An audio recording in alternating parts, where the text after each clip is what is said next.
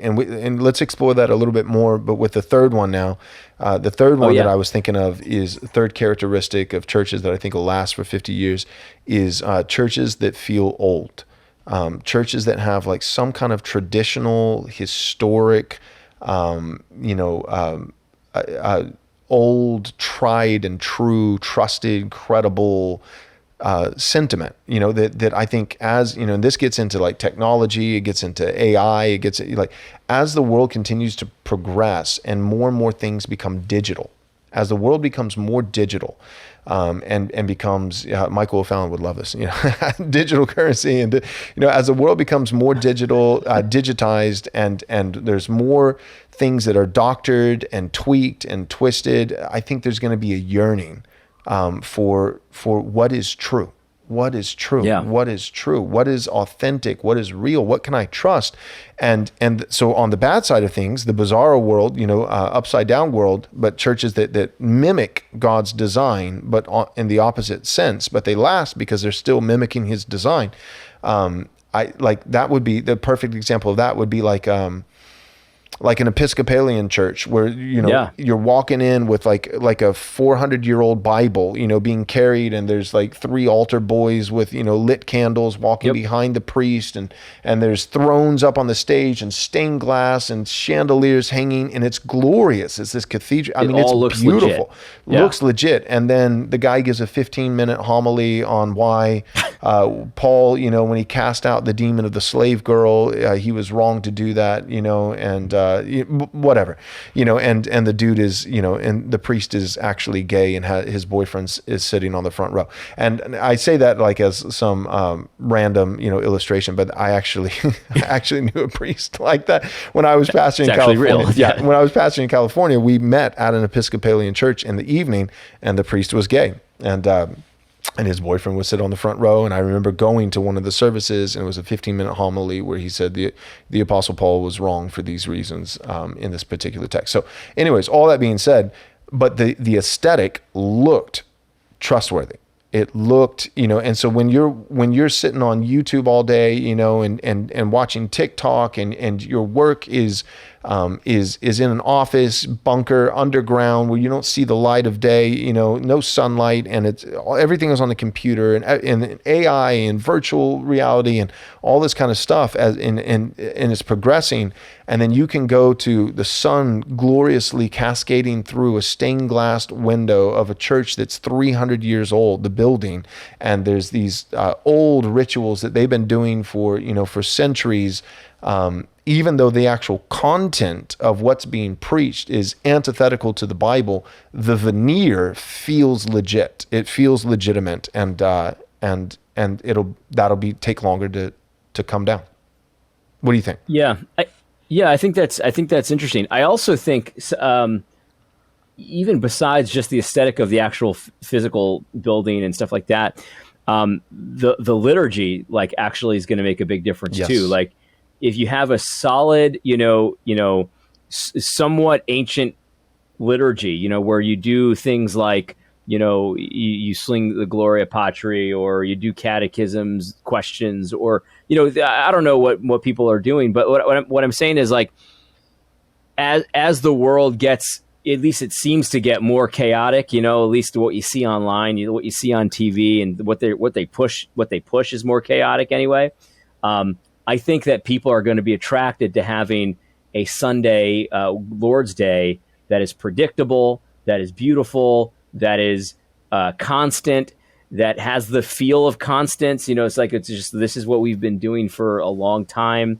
People have been singing, the Gloria Patri for hundreds of years. People have been singing, the doxology for however long. I don't even know when these songs were invented, but I'm just saying, like, I think people are going to be attracted to that as things get more and more chaotic, especially online, because a lot of the things that are happening online with AI and this whole idea of like trying to get people to plug into this metaverse thing, I don't know if that's ever going to work, but it's something they're trying. All this digitization of everything, it's a way to introduce all kinds of chaos. Mm-hmm. You know what I mean? It's just a crazy. Anyway, I think you're absolutely so. I right. think people are going to be attracted to that kind of thing. They're not going to want to go to the church where like anything can happen, and it's like there's skits and concerts and Right. stuff, because that's just like everything else that they know. Yep. You know what I mean? And the world always does it better, and so Because it's just a spectacle for spectacle's sake. It's not really like for anything. It's just right. So you're copying the spectacle in a place where it's inappropriate. There's no way you're going to do that right. Right. Yep. So I think liturgy and like that kind of feeling of a connection to the past is going to be important. You know what I mean? I think, and actually a lot of the things that are happening right now, they're trying to disconnect you from the past. They're trying to disconnect you from your ancestors. They're tearing down the statues of your ancestors. They're renaming buildings, or renaming, bridges, all this stuff. And that all is intentionally disconnecting you from your history. And I think that there's going to be pushback there for sure. Yep, I agree. So as a recap, the three things, one is guys who believe engaging the culture, the world, politics, society matters, and that you could actually experience success. And it doesn't necessarily, necessitate that you're post-millennial in your eschatology. But if you think Jesus is coming back in 20,000 years or in 20 years, the post-millennial believes the trajectory overall is up, but there are dips along the way. The Dispy pre-mill guy, on the opposite, of the spectrum of eschatology, he believes the trajectory is down overall, but even he believes there could be spikes along the way. And so anybody who believes that even from a Dispy pre-mill standpoint, anybody, regardless of eschatology, if they believe that engaging the culture matters, that pietism be damned, engaging the culture matters, and that it could actually be successful, that our engagement, it matters because it actually, by God's grace, could make a difference. I think that's going to be a big factor. The second one, law and gospel, not just Jesus was Jesus so that you don't have to be Jesus. Thank God for Jesus. Let's go home. But no, here's the law. Here's how you're a sinner. Here's Jesus. This is how he fulfilled it. In light of his free gift of grace for you, fulfilling the law in your place, you now love him as a response. And those who love him will obey him, and he has commandments, and here they are. And so in gratitude, not trying to earn his salvation, but in response of gratitude for his salvation, we're seeking to obey in order to demonstrate our love. We show our love to Christ through obedience. If you love me, you will obey me. So preaching law and gospel, particularly the third use of the law, not just the first that reveals that you need the gospel, but then the third use of the law as a response to the gospel. And then the third thing is churches that have some kind of history, some kind of tradition. I think confessional churches will do particularly well. I think the building, the cathedral, if you got it, great, praise God for that. But I think if you're meeting in a barn, like a Western hoedown, country line dancing place where I'm currently meeting in Wahlberg, Texas, with cows around and stuff like that. But having like a robust liturgical worship service, which we have, it's simple church in terms of the aesthetics. I think aesthetics matter. Angels in the architecture, I'm down for that, but it's just what we have right now in the providence of God, and we're grateful for what we have.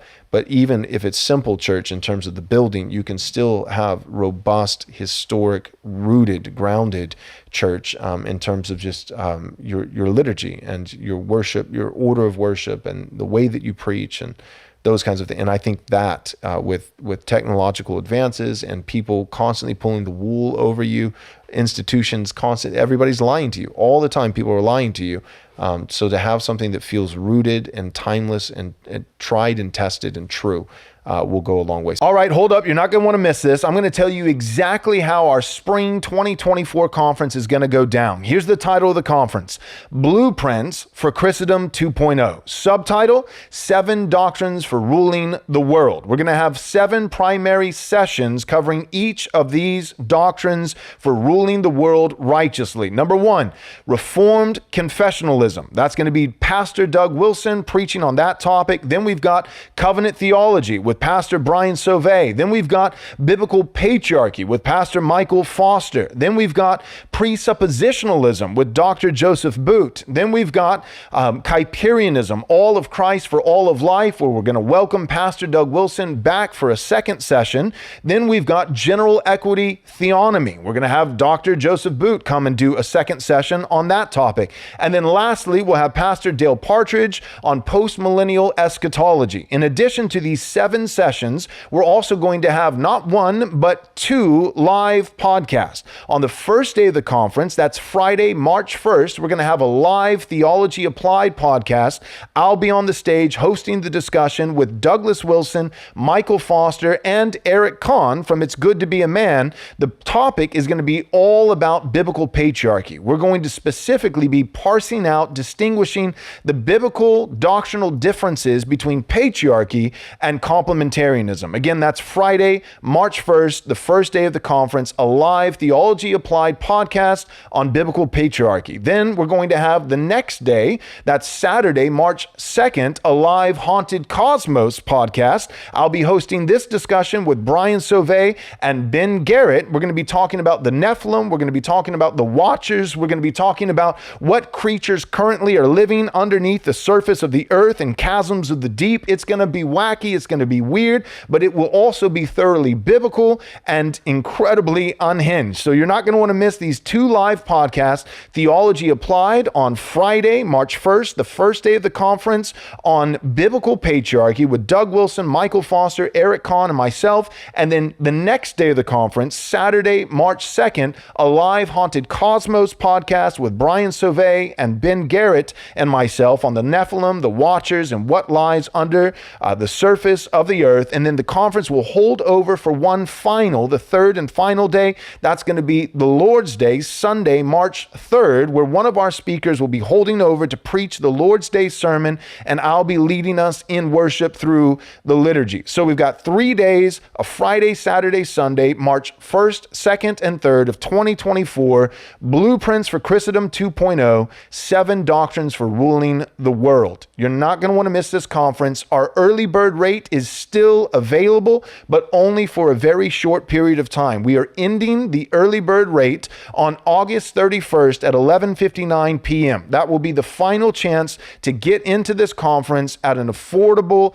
cheap rate. All right, so go and take advantage of the early bird rate right now by going to rightresponseconference.com. Again, that's rightresponseconference.com to register for Blueprints for Christendom 2.0, March 1st, 2nd, and 3rd, 2024. Register today.